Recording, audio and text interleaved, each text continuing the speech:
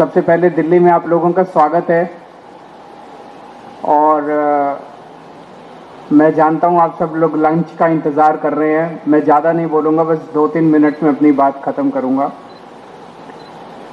हमारी सरकार को बने लगभग 4 साल हो गए, 10 महीने बचे हैं चुनाव के। चुनाव के आखिरी साल में ऐसा बहुत कम होता है और ऐसी बहुत कम सरकारें होती हैं कि आखिरी साल में लोग उस सरकार की तारीफ कर रहे हों। 4 साल के बाद कहते हैं एंटी इनकम्बेंसी बहुत हो गई, एंटी इनकम्बेंसी बहुत हो गई। लेकिन पंजाब के अंदर मेरे पास रोज सर्वे आते हैं, पंजाब के हर हलके के, हर इलाके के। आप किसी पिंड में चले जाओ, किसी मोहल्ले में चले जाओ, आज पंजाब के अंदर एंटी इनकम्बेंसी नहीं है, प्रो इनकम्बेंसी है कि सरकार बहुत अच्छा काम कर रही है कि नहीं कर रही है। लोग खुल के तारीफ कर रहे हैं, दिल से तारीफ कर रहे हैं पंजाब सरकार की। और जिस तरह के अभी काम चल रहे हैं, मेरे पास रोज सड़कों की फोटो आती है, जो सड़कें बन रही है 40,000 किलोमीटर की, 44,000 किलोमीटर की सड़कें बन रही हैं। 9,000 किलोमीटर बन चुकी हैं, जून के अंत तक काफी बन जाएंगी, 1 महीने के बाद सारी और बन जाएंगी। ऐसी सड़कें आज तक पंजाब में कभी नहीं बनी थी। शहरों के अंदर, गली गली के अंदर सड़कें, गलियां बन रही हैं, सड़कें बन रही हैं। अभी परसों, शायद कल या परसों, आपने 250 मैदान खेल के, कल 250 खेल के मैदान, इतने शानदार मैदान गांव-गांव के अंदर, पिंडों के अंदर। पंजाब ने देश के सबसे अच्छे खिलाड़ी पैदा किए और वो खिलाड़ी तब निकले जब सरकारें उनकी कोई मदद नहीं करती थी। अब हर पिंड के अंदर इतने शानदार खेल के मैदान बन रहे हैं। 3,000 गांव में ऐसे शानदार मैदान बनेंगे और 6,000 गांव के अंदर नॉर्मल मैदान बनेंगे। हर गांव के अंदर खेलने के लिए बच्चों को मैदान मिलेगा। सारे जो तालाब थे, गंदे तालाब थे, उनकी सफाई करा दी गई। हर खेत के अंदर सिंचाई का पानी भेजा जा रहा है। किसानों को दोपहर के अंदर बिजली मिलनी चालू हो गई अपनी खेती की, जब रात को 3-3 बजे उठ के उनको अपनी सिंचाई करनी पड़ती थी। बिजली मुफ्त हो गई। 10 लाख रुपए का इंश्योरेंस हो गया। 1,000 रुपए महिलाओं के अकाउंट में जाने शुरू हो जाएंगे अभी थोड़े दिन के बाद। इतने सारे काम मेरे को तो याद भी नहीं।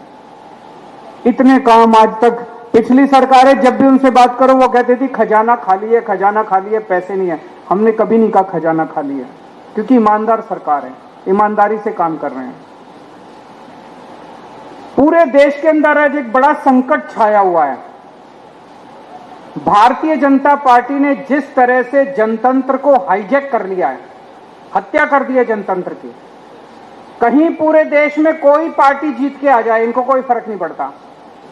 उसके बाद ईडी से, सीबीआई से, पैसे से एमएलए तोड़ लेते हैं, पार्टियां तोड़ लेते हैं, सरकारें गिरा देते हैं, जेल भेज देते हैं, हर किस्म की वोट काट देते हैं, वोट ऐड करा देते हैं।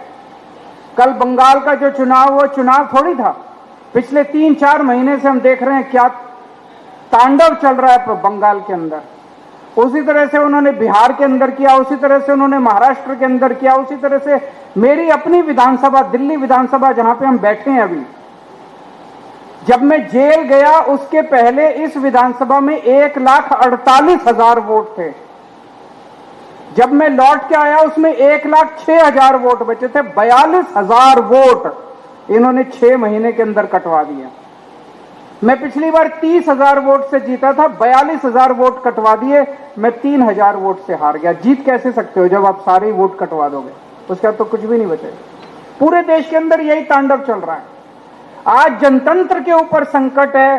जो हमारे शहीदों ने अपनी जान कुर्बान करके, भगत सिंह ने, सुभाष चंद्र बोस ने, जो हमारे देश के स्वतंत्रता सेनानियों ने अपनी जान कुर्बान करके शहीद हमें आजादी दिलाई थी, आज उस आजादी के ऊपर संकट आया हुआ है।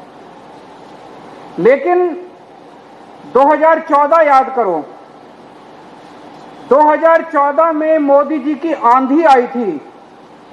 मई 2014 में जब मोदी जी की सरकार बनी थी तो आंधी चल रही थी। उसके बाद जितने चुनाव हुए, मई के अंदर देश का चुनाव हुआ, उसके बाद हरियाणा का चुनाव हुआ, जीत गए ये लोग, महाराष्ट्र का चुनाव हुआ, जीत गए लोग, झारखंड का चुनाव हुआ, जीत गए लोग।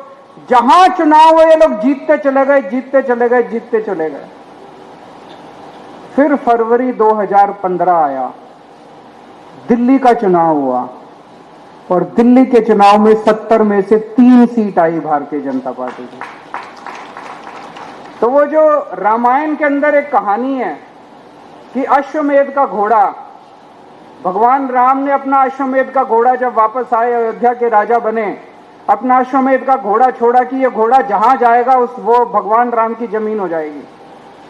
और लव और कुश, उनके दोनों बच्चे, जिनका मंदिर अमृतसर में है, वहां पे जब भगवान राम का घोड़ा पहुंचा अमृतसर में, उन्होंने दोनों बच्चों ने उस घोड़े को रोक लिया और तब से कहा जाता है कि अश्वमेध का घोड़ा रोकने वाले लव और कुश थे।